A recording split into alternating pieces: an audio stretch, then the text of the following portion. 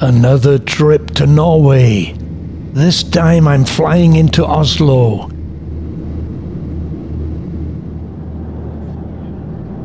It's a beautiful sunny evening, and I'm really looking forward to what is about to happen.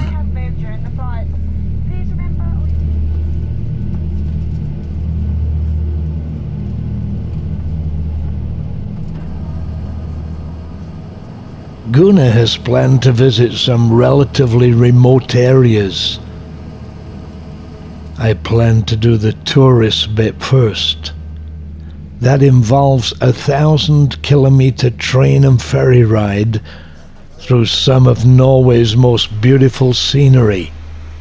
I'm excited.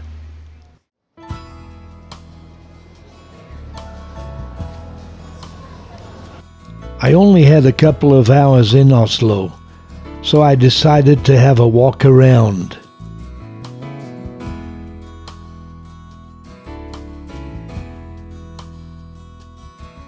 I'd booked into the City Box Hotel, one of the new self-service hotels, and it's only 3 minutes walk from the railway station.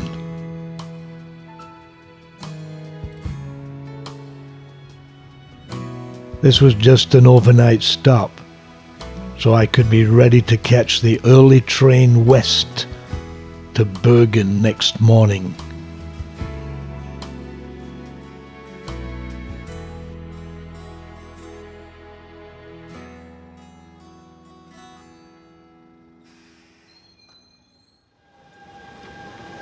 After a good night's sleep, I walked over to the railway station, got a cup of coffee, and walked down to platform 5 to get the 8:25 train to Bergen.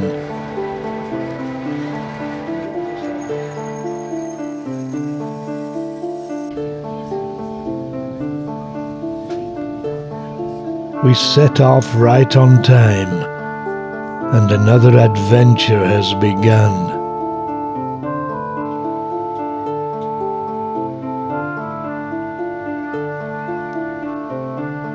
The first part of the journey out of Oslo is flatter than the rest, though still beautiful, with rivers and lakes along the way.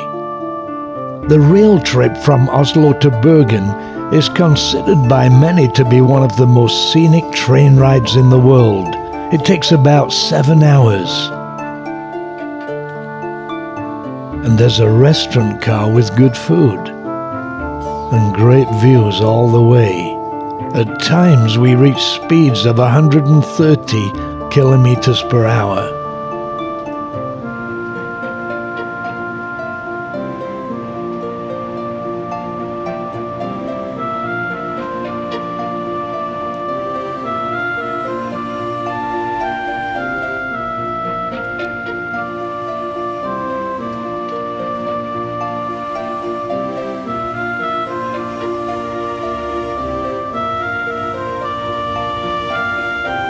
Much of the time, the train track follows the edge of the fjord, or in this case, a lake.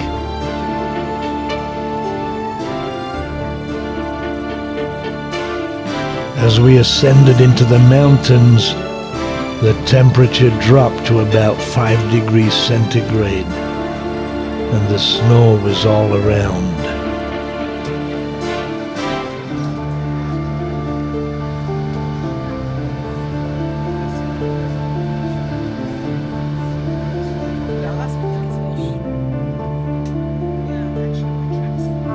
Myrdal is the stop for the renowned Flum Mountain Railway that I shot on my last trip.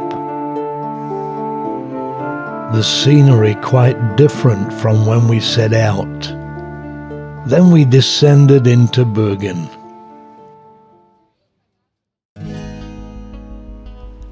The harbour at Bergen.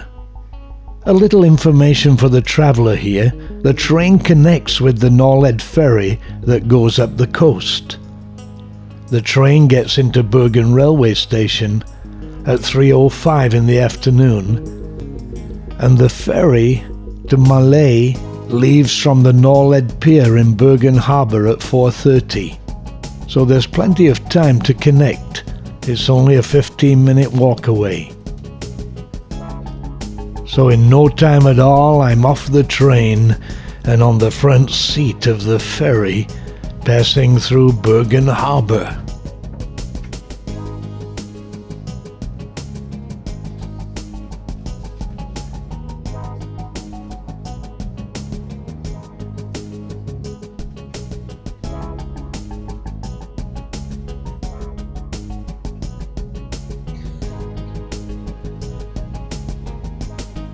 The ferry goes up the coast of western Norway. Not at 130 kilometers per hour, but at a pace for sure.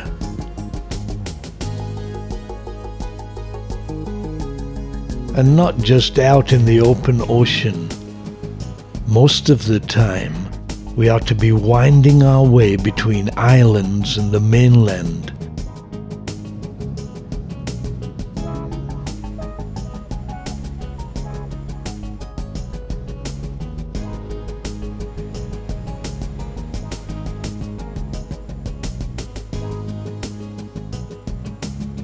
Passing the entrances to the fjords and making quite a few stops on the way.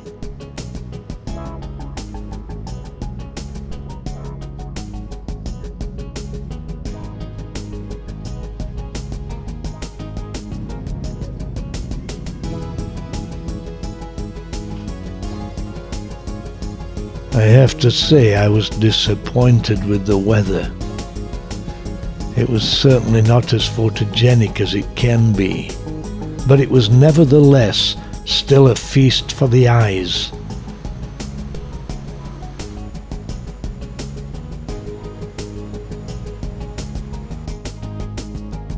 Passing through narrow channels right next to the shore.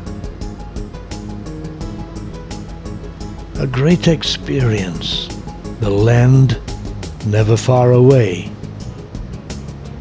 But I would love to do this trip in the sunshine. We finally reached Chalet, and Gunnar was there to meet me. Ready for action? Get ready for action.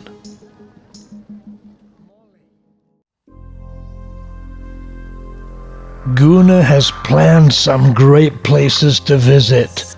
He's given me some clues, but I can tell from his expression that he's found a great place and he's anticipating my reaction. I've known Gunnar and his family for over 30 years.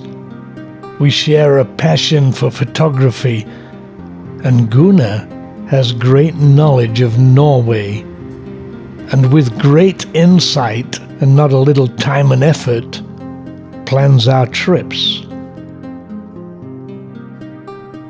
Our destination this time is the delightful town of Kalvåg on the island of Freyja, that we needed a ferry, a tunnel, and a few bridges to reach. In one of the most western parts of Norway, this former fishing village, sheltered from the wild North Sea, has become an intriguing, off-the-beaten-track destination that has become popular with both Norwegians and tourists. It has a large deer population, the largest in Norway.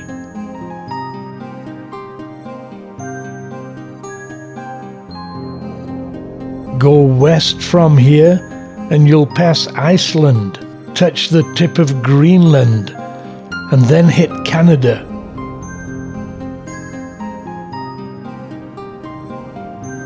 Soon Kalvåg is in sight, and the hotel in which we stayed tonight, the Canoeing, was the winner of Best Adventure and Activities Historic Hotel in 2016, at the Historic Hotel of Europe Awards.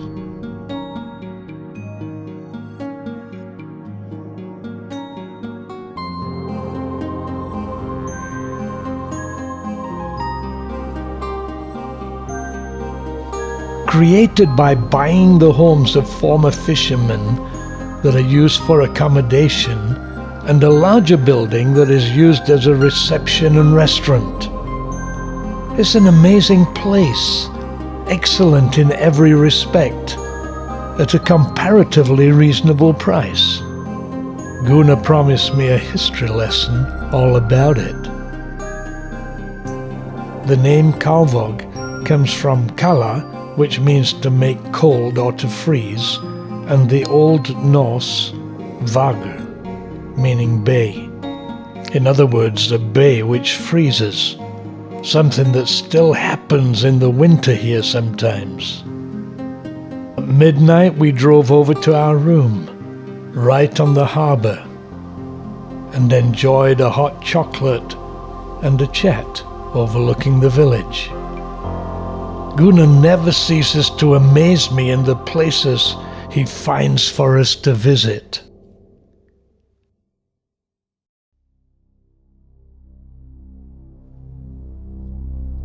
Next morning we awoke to a peaceful fishing village in a bay on the leeward side of this small island, with many other islands to the east.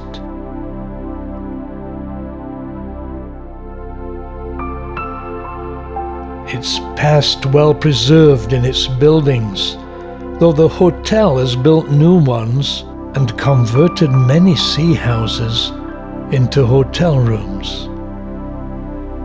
In the 1860s, said to be the largest fishing village along the coast of Norway, with a population of 11,000 during the peak fishing season. The village sprung up along the shore of the bay and had a salting plant, guest house, shops and homes.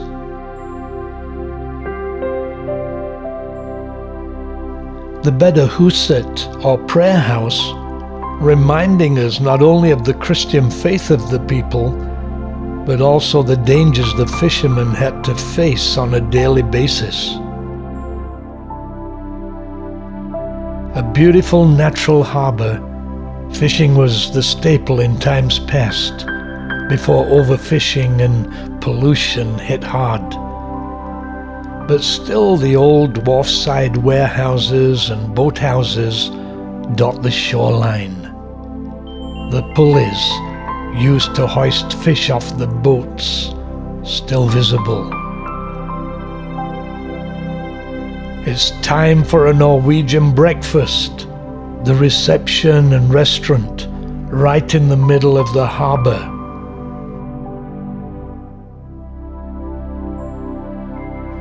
Breakfast here is a real treat. Freshly baked bread, salmon and other treats. Cheese, yogurt and cereals.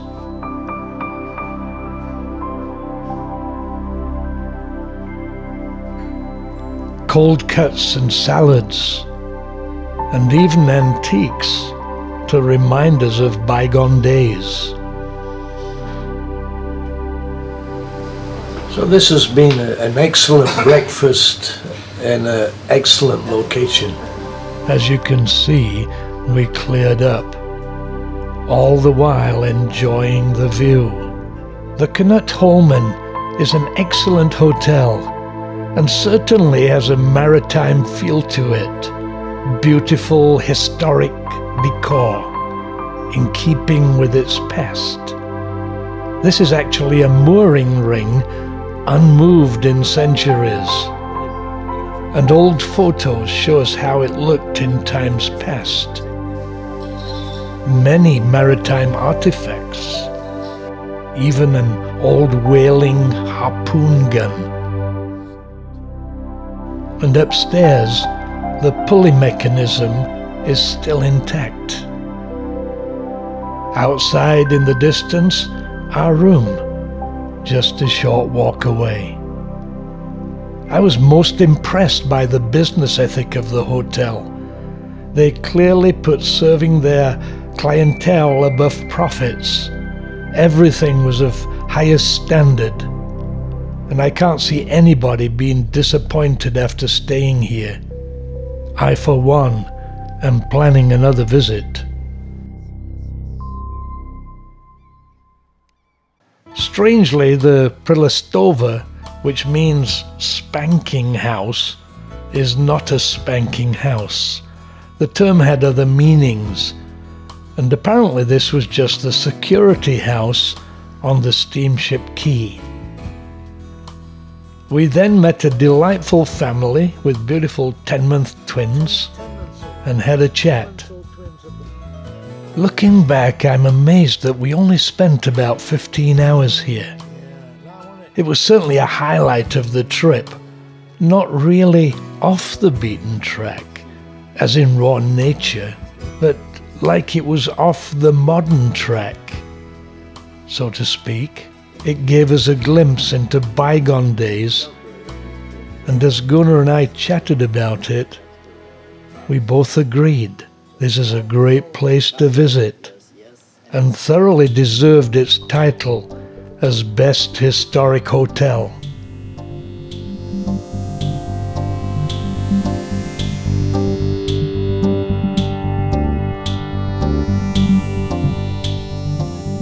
Our final hour was just soaking in the atmosphere, imagining what this must have been like 100 years ago.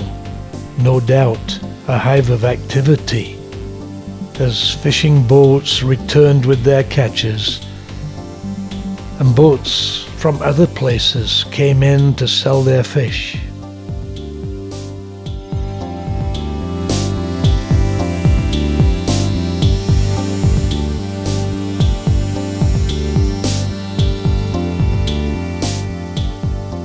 Even today, however, the sea still yields a harvest. Perhaps not as great as in times past, but still giving the visitor a taste of the sea.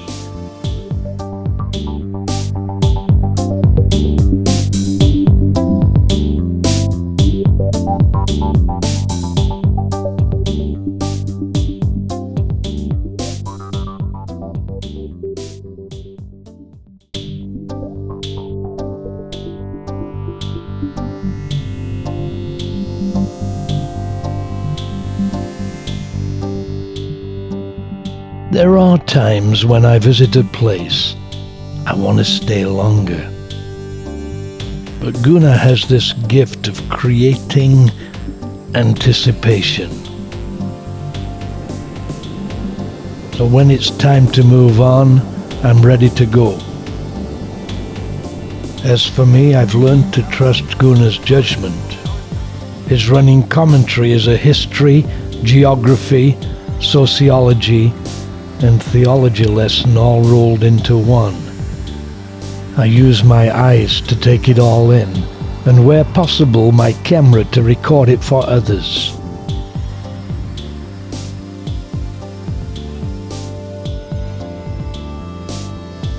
We're actually retracing our steps of yesterday, but instead of returning to Malay, we go east to visit an old friend of Gunnar, and also a school where Gunnar taught many years ago. These places are quite remote, and certainly the cruise ships and tourists seldom come here.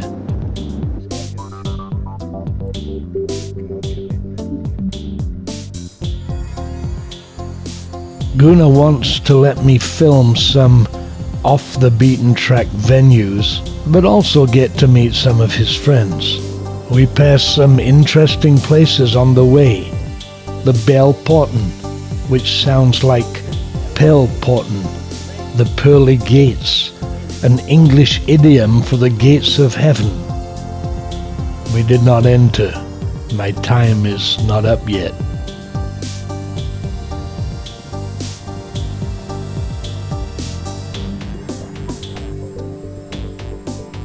We soon reached our destination, a pretty little fishing village on the edge of the fjord, just across the water from the school where Gunnar taught.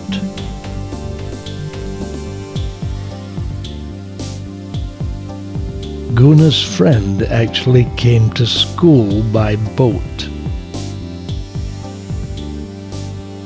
One of the places he wanted me to see was the village shop, Landhandel, the general store. There just happened to be a visiting boat on the jetty, and Gunnar immediately recognized an old school friend from Volda. I had a look around. Certainly a fishing village, but the only one fishing was a grey heron looking for lunch. And he treated me by taking to the air and giving me a great shot.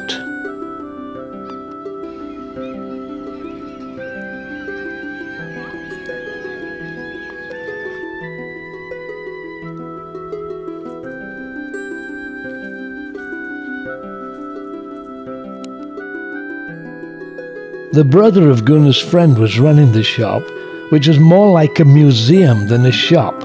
It was in the old style, where the shopkeeper gets the goods for the shopper. There were some very old brands here, but it did stock a few items for visitors.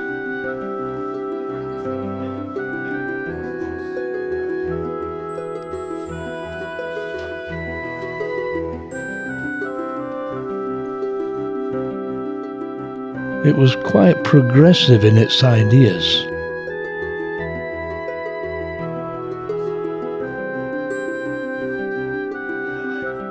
Out in the garden, the vacuum cleaner technology had been applied to the lawnmower, and it was doing a great job. It's like a drone, it knows where to go. Yeah. How far?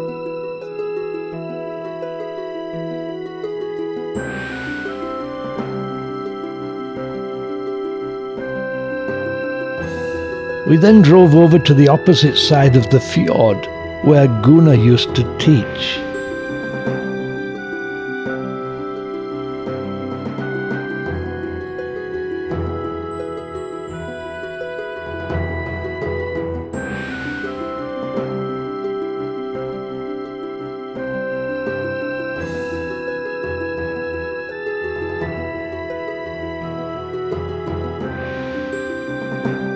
The building in the center with the caravan parked outside being the old school.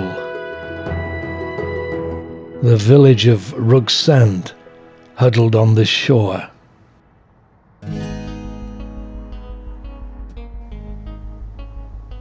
We then continued our journey, Gunnar as usual checking the ferry times carefully so that we can make the most of the time. We usually arrive 5 to 10 minutes before it leaves. Our route to the ferry takes us alongside the fjord. We'll take the ferry to Starheim. Yeah.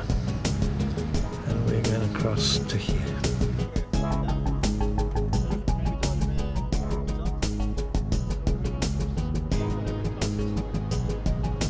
These ferry trips are a real joy. Keep breaking the trip and having a 20-minute break, just watching the world go by and having the breeze in our faces. Wonderful. We often get a cup of coffee on the way over, usually a bathroom break, a geography lesson from Gunnar perhaps. But I never feel it's a hassle. Always a pleasant interlude.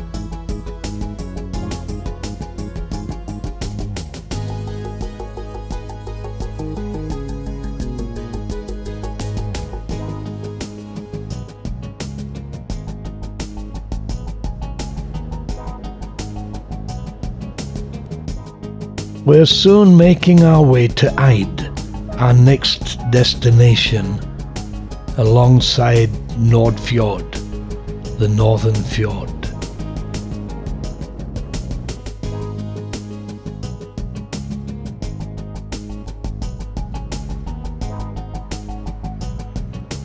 We're in a delightful little town called Eid, and looking at some of the old wooden houses from yesteryear. Indeed, a very pleasant town.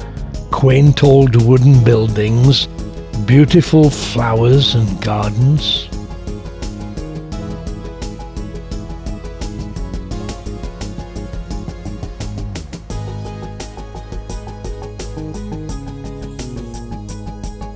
Cobbled streets and interesting shops. The influence of their language on English quite clear. Now here's an interesting little place. Klemmerkruk. Have a hug in the corner. Apparently it's good for your health.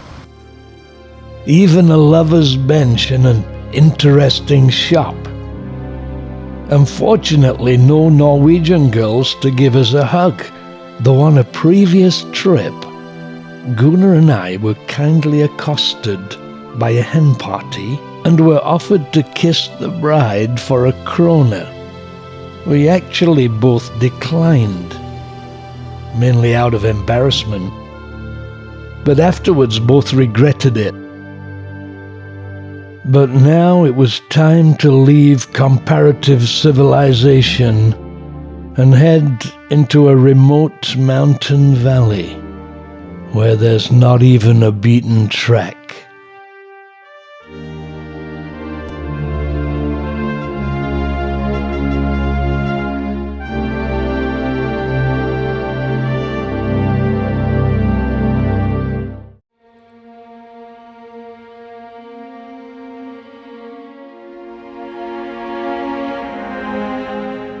Out of Eid, we go due east, heading toward the Luem Valley and passing Honningsdalvatnet, Europe's deepest lake, having a depth of almost 1,700 feet. That's over 500 meters. Passing through Stryn on the way. This is the heart of beautiful Norway, and we're blessed by a sunny day.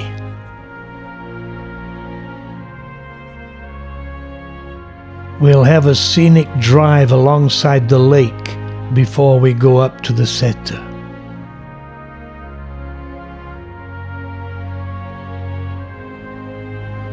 George Santayana wrote, "The earth has music for those who listen." At times the music here is deafening.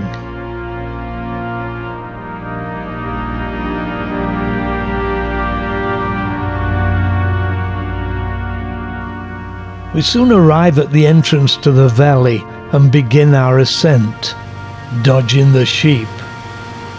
We're actually following the path of the river up the valley.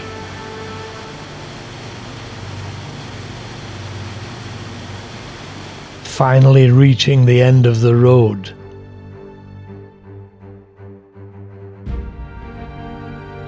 Welcome to the Hellasilt. I think this will be a real experience for you. We now have to walk.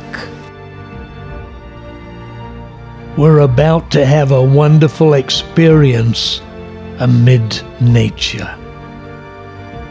Surrounded by snow-clad mountains, I sent up the drone to see the way we need to walk alongside the river to the Setter, the mountain pasture where cows and sheep are kept, following the path of the river and crossing the streams.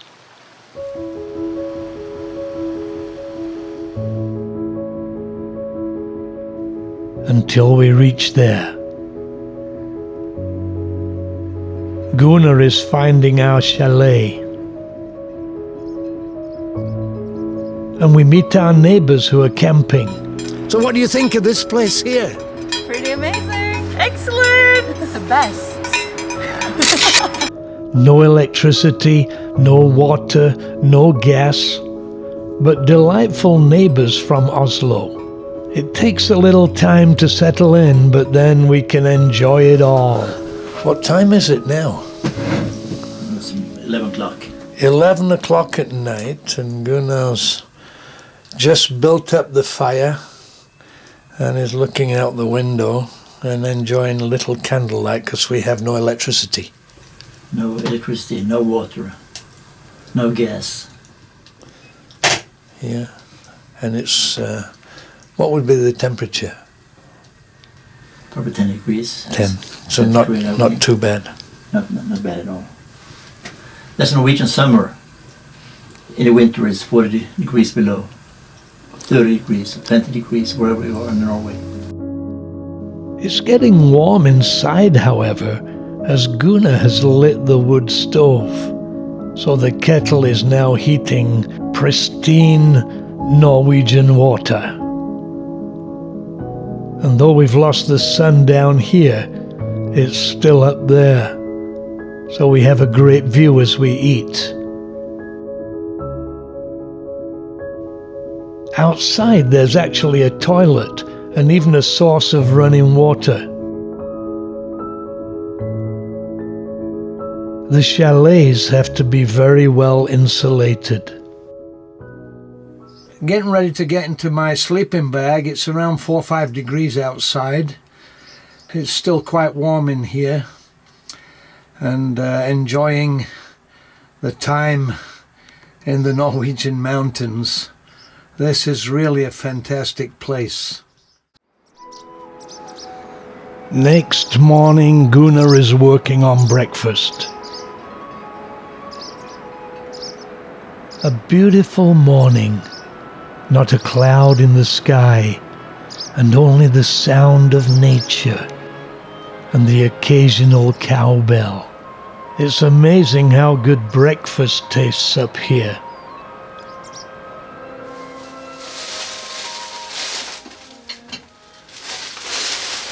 This is paradise, with the snow-capped mountains in the distance, not one cloud in the sky, the sheep and the cows grazing out on the meadow, a nice cup of coffee, and good company. Well, at least for Gunnar. At least for me. I should tell that joke on myself. I always forget. As the sun rises, so too does the temperature. Our neighbors have taken down their tent and are getting breakfast. We thoroughly enjoyed chatting with them. They were 3 amazing ladies.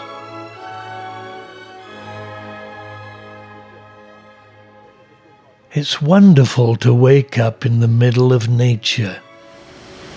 The sound of waterfalls cascading down the mountain. Breakfast here giving a whole different perspective on the term al fresco. The last remnants of winter snow on the mountains. The glacier peeping over the hill. Well, it was a beautiful place and it's an experience. I really enjoyed this place. Just being a place where there's no human-made sound of any kind. The only thing you can hear is birds, waterfalls, cows and sheep walking around. That's all. It's just fantastic. Mountain farming in Norway is part of the culture. The cowgirls lived in the mountains all summer, milking, looking after the cows, and producing butter and cheese. The practice of summer pasture farming is ancient. The cows and sheep get to graze freely in the hills. At the end of summer, they're brought back to the main farm. A practice that started in the Iron Age in the 7th century. A large yield is essential in the summer months, as the winters are cruel. Clearly this is a lush meadow. But the tradition is dying out quickly.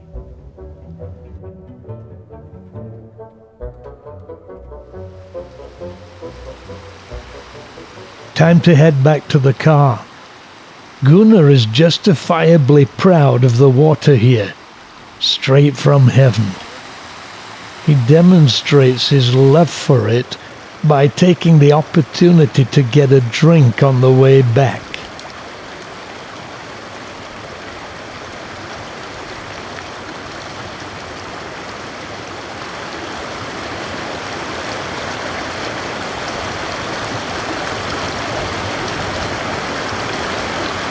Wonderful. The water he drank was snow yesterday. It just flowed down this mountain.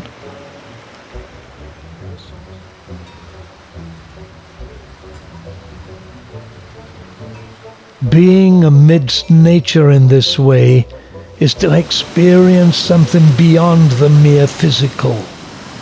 When I visit a historic city, I perceive much more than the camera can record. But when I visit raw nature, I perceive more than my brain can understand. It goes beyond my physical senses. There's something about a waterfall, a combination of attributes, not just beautiful, but dynamic and powerful and loud, as though nature itself is rejoicing in its creator.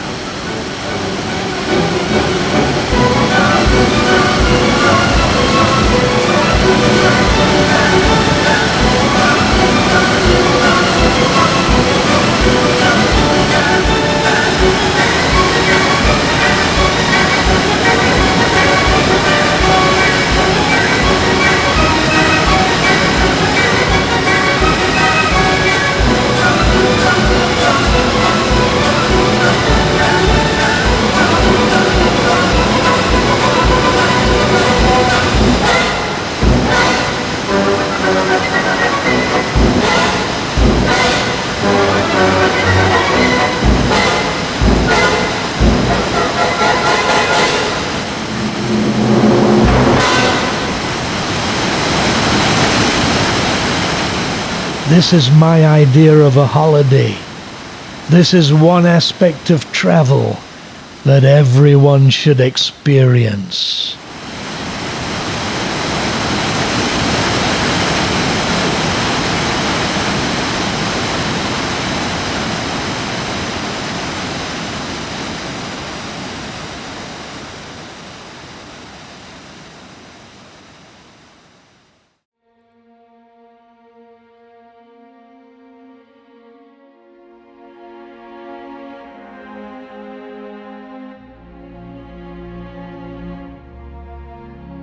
After an amazing experience in the mountains, our next stop is to be the Glacier. As we continue our journey, having observed the beauty of the waterfalls, and drive along the eastern shores of the beautiful Lake Luvotna, we pass a small memorial site, a sign telling what happened, and a plaque with the names of the victims of two disasters in 1905 and 1936 who were not found. This is their gravestone, so to speak. What happened? The rocks broke off from here and plummeted into the lake below, causing a massive tsunami. It is said that in 1936, 1 million cubic meters of rock came down from Mount Romneyfjell. 2 villages were obliterated, and 63 people perished in 1905 and 72 in 1936. All that remains of the steamboat Lodalen can still be seen. After a brief stop at the memorial, we continued to the Glacier. This is a beautiful valley. The road is actually a toll road. 40 krona for a car, £4. Just put the money in the box. Another example of Norwegian culture. People are expected to be honest. Then up the valley to the Glacier.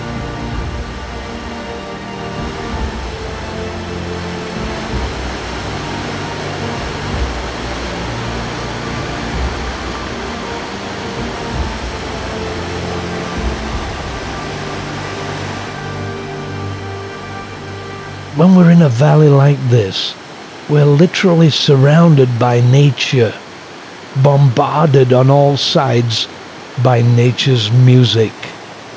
This is not a pastoral symphony. This is the Hall of the Mountain King. And believe me, there are many halls of the Mountain King in Norway, and they are as Norwegian as we can get.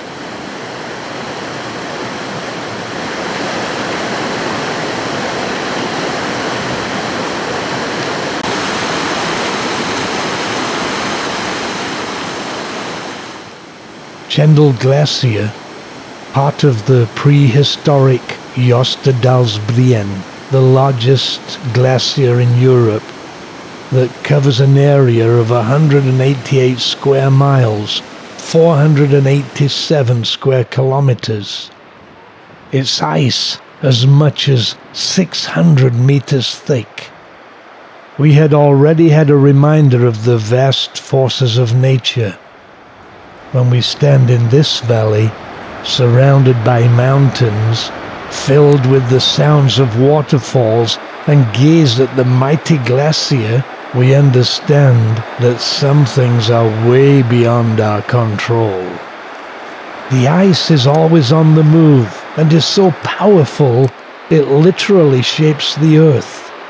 Ice Age glaciers carved out Norway's fjords and valleys, and they're even responsible for the steep mountain sides. And yet we can but marvel at its beauty. This is not just a pretty meadow. It is nature, living, moving, shaping, even providing.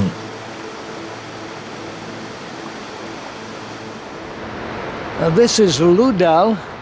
It's like Briksdal without the hordes of tourists, and it's certainly different and has its own beauty. What a privilege just to walk through this valley. It beats any man-made feature hands down. No 2 days here look alike. The light is changing with the weather, the seasons and the time of day. The camera can only give us a glimpse. And there are many ways to enjoy it too. Some climb the mountains, some ski them, some ride the rapids, some take their pictures. Artists paint their paintings, musicians get inspired.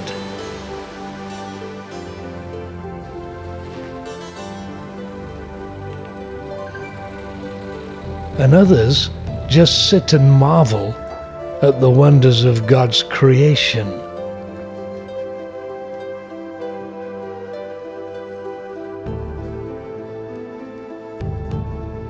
Some gently caress the calm waters and enjoy the evening.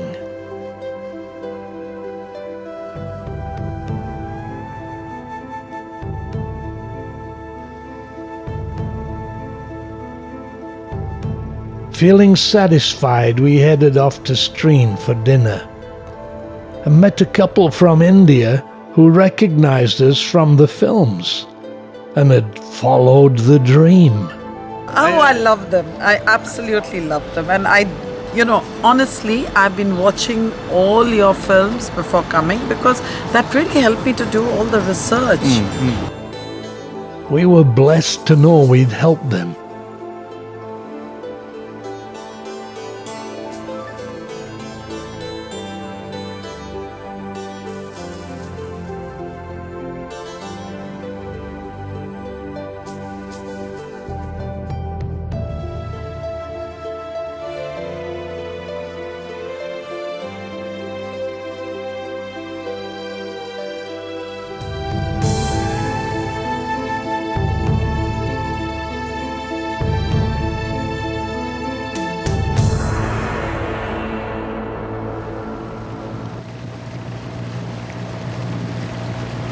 It's 10 o'clock at night, and believe it or not, we woke up this morning in the Ludal Valley, and it's been an amazing day in Norway, and it's not over yet.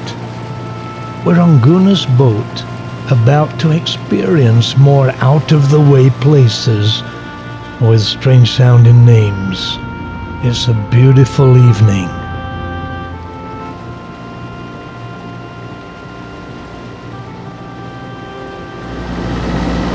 Well, we're heading out to sea, and the sun has already set. It is just 10 o'clock at night. We're making our way to a remote area that is a favourite place with Gunnar and only accessible by boat. That I have visited with him once before with my son Nathan.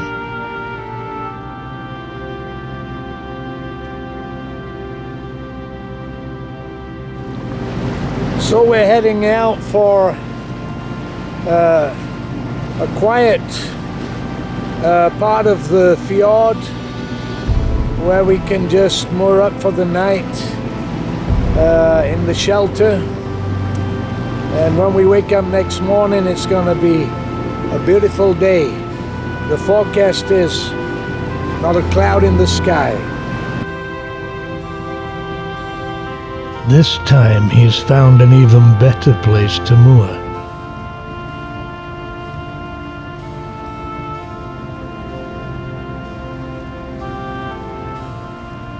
I'm sitting on the front of the boat, enjoying it all. One would never guess that this is the sea, were it not for the tide line and the seaweed. It's simply stunning, calm and serene. In places the sea surface is like a mirror. My vantage point from the front of the boat is perfect. This is the place to enjoy the beauty of Norway.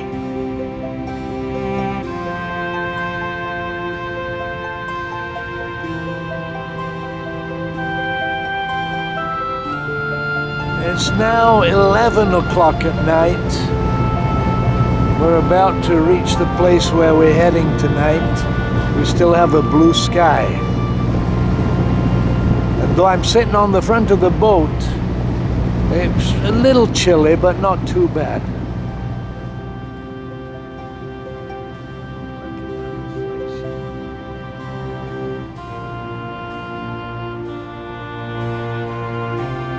This is certainly one of those remote parts of Norway. And when we finally arrived, just before midnight, we found a great place to moor up. What a day it's been.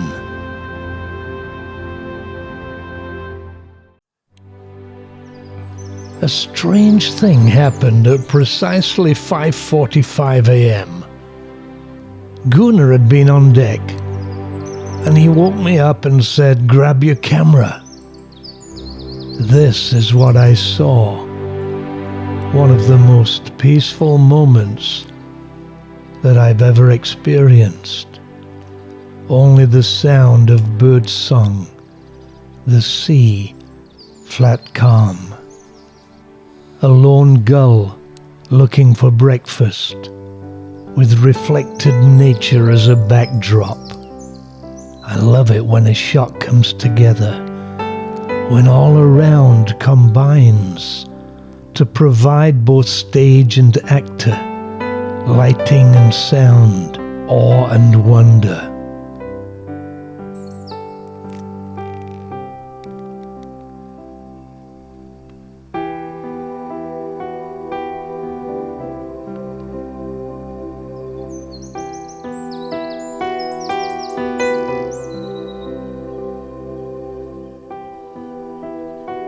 Video is a dynamic art.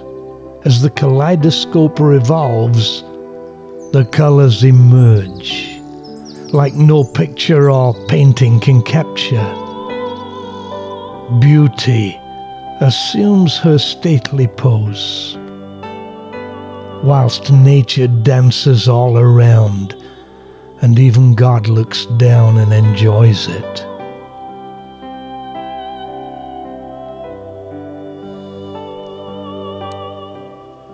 Gunnar had actually come here a few days before to scout out a good mooring place amidst nature, and as usual, had once again hit the jackpot.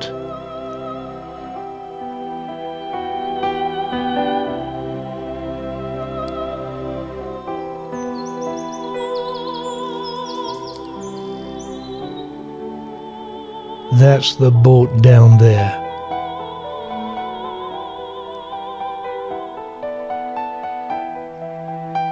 And we're about to have breakfast.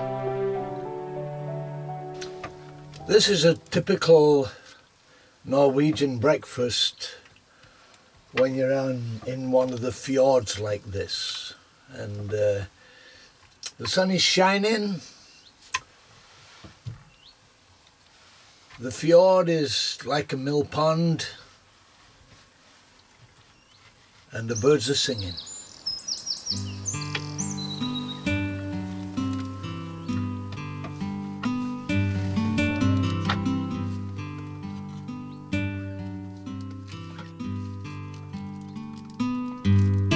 After breakfast, we slowly cruised over to a place that Gunnar knows well and that we have visited before.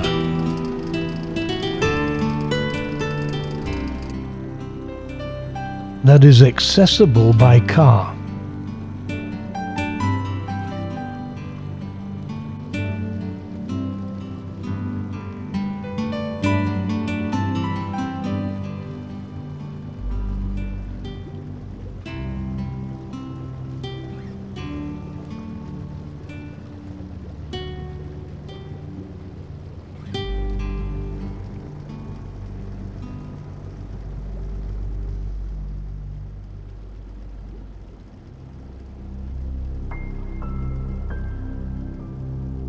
The drone allowing us a viewpoint that we'd not seen before, putting the whole place into perspective. Hellasilt is a retreat centre that caters both to individual travellers and groups. Right next to remote areas, and yet accessible by road, it's an excellent spot and a wonderful place to stay. Being in the midst of nature, there are many things to do.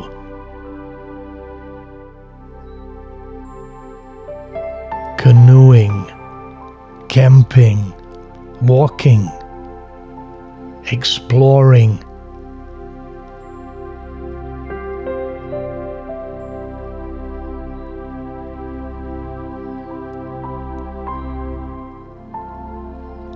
We moored up with the plan to hire a canoe and enjoy a different perspective of the fjord. But first, Gunnar showed me around the place. Large dining room,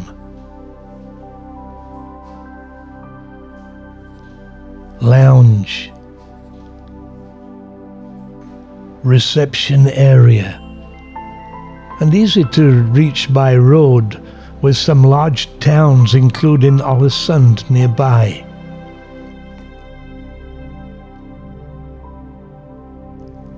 So we put on our life vests and clambered aboard the canoe.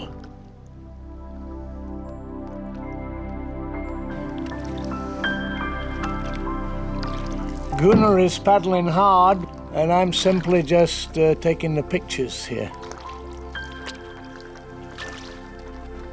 This time, no motor, just the gentle sounds of the paddles.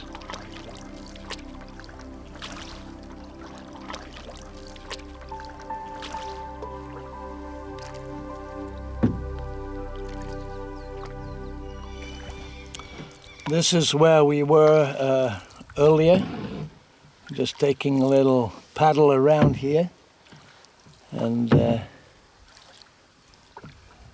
beautiful to do this. It's different, it's quiet, we're close to nature, and Beautiful weather.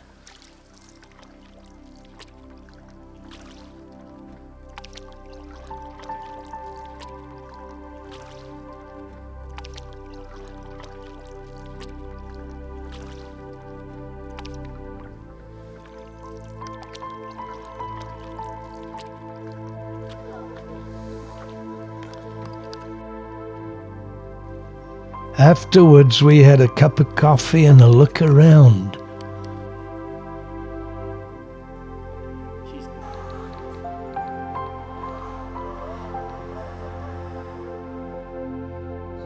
There was even a mini zip line there. Wow.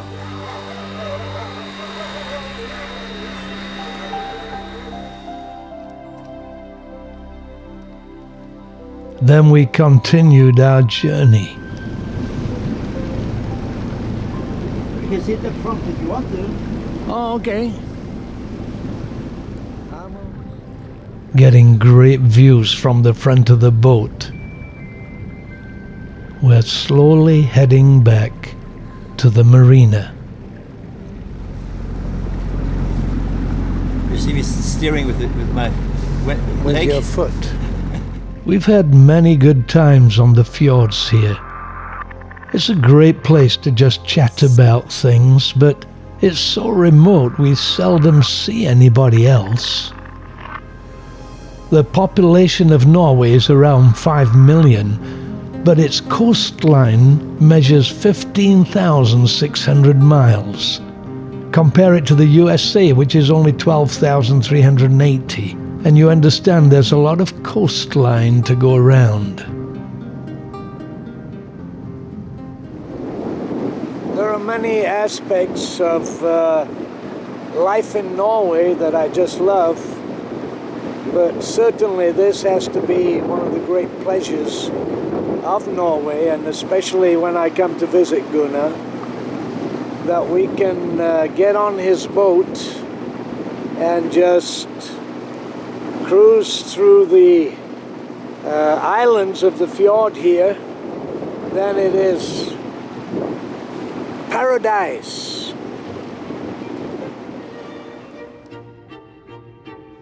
It's been a great day,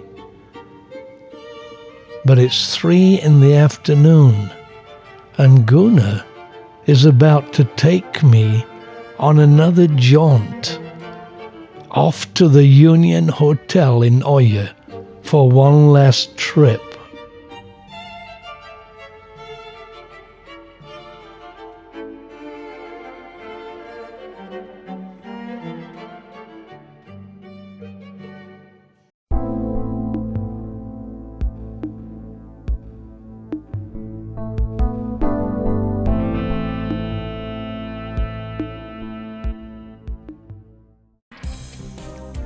After a remarkable trip on the fjords, we're continuing our journey by car, as we plan to visit the Union Hotel in Øya and Hellasilt.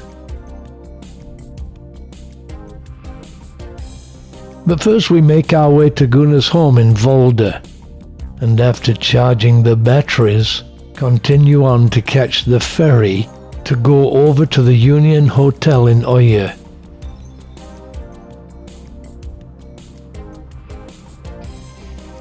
And then on to the amazing waterfall and fjord in Hellasilt.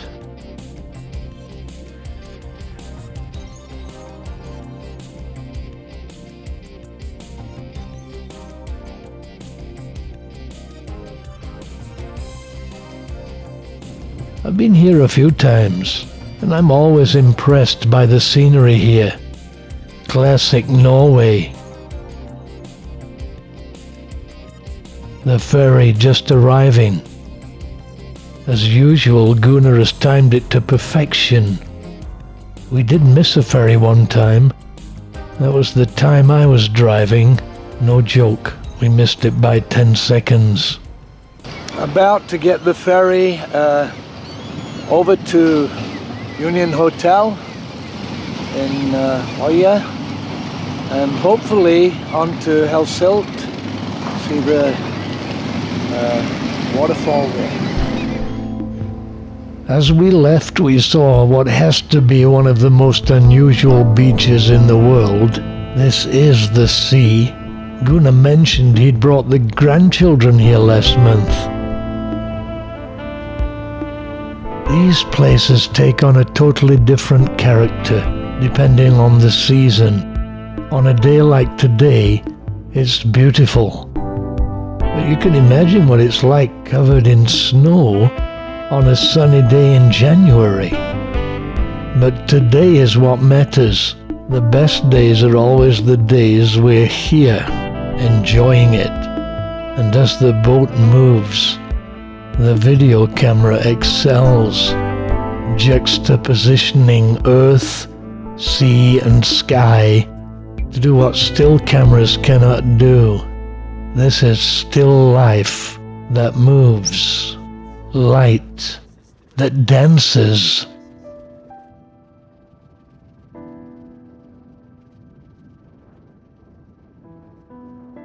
And we got permission to shoot on the bridge and had a chat with the captain. I have to say that this was one of those times that I wish would have lasted longer, when one just stands back and enjoys the moment.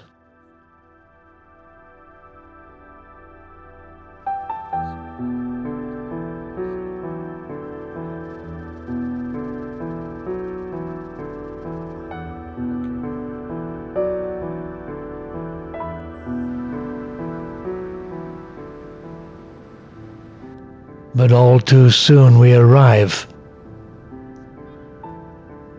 From here, just a short drive to Øye.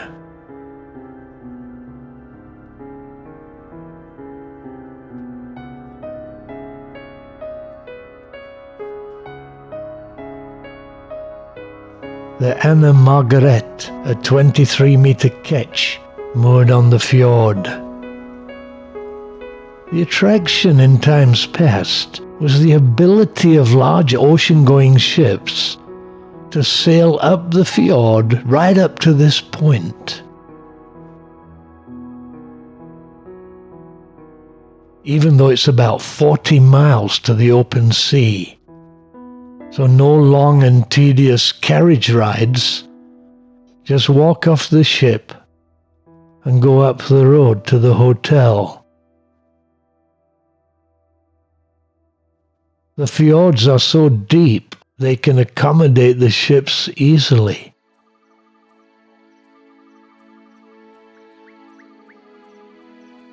Fjords were formed as glaciers retreated, forming U-shaped valleys, which the sea then filled as the Ice Age retreated.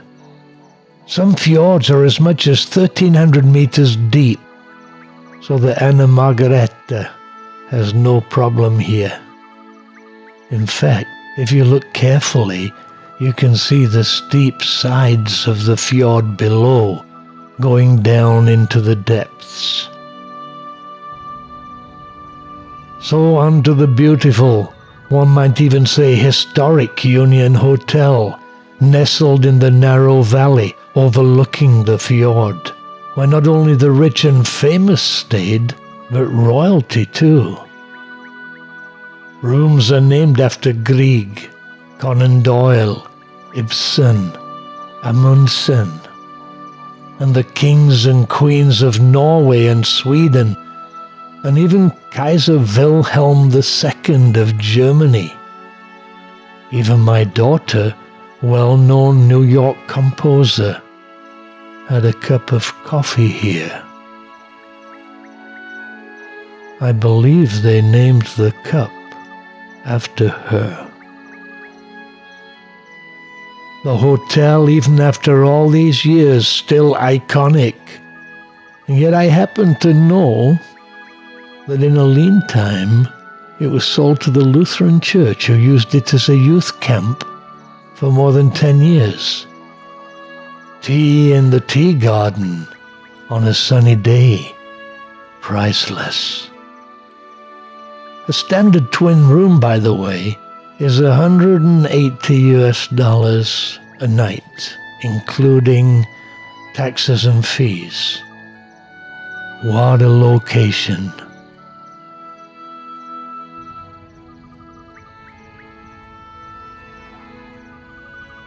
We then continued our journey. The ice carved this valley out of solid rock, the power of the glacier all too evident.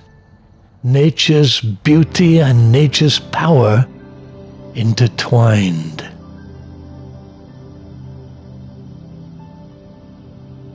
The valley here is beautiful, surrounded on all sides by mountains, and yet a peaceful place. The cowgirls' cabins numerous here.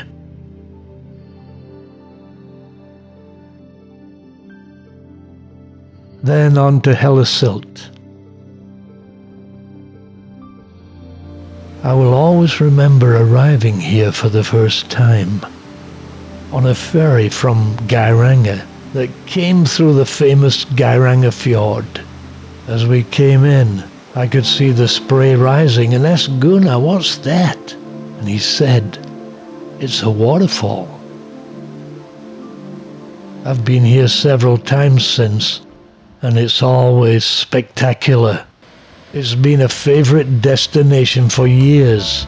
Being so close to the Union Hotel, the celebrated guests there would often come here. But it's 8:30 at night, and I'll leave early in the morning. Very early. So we need to return.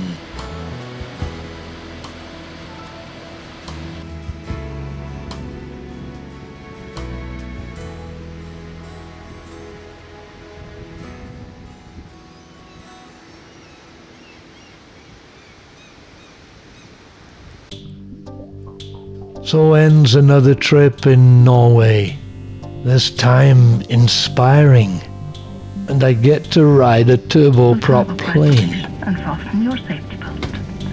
For your own safety, we recommend that you keep your safety belt fastened whenever seated. This kind of plane can land on this relatively short runway and certainly brings back memories. Actually a very safe and reliable aircraft. It's the 6:20 a.m. departure and the sun already up.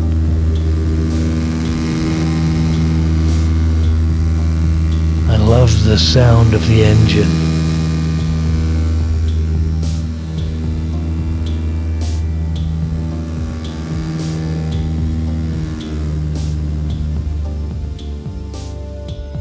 Passing over Volda and some of the places we've recently visited.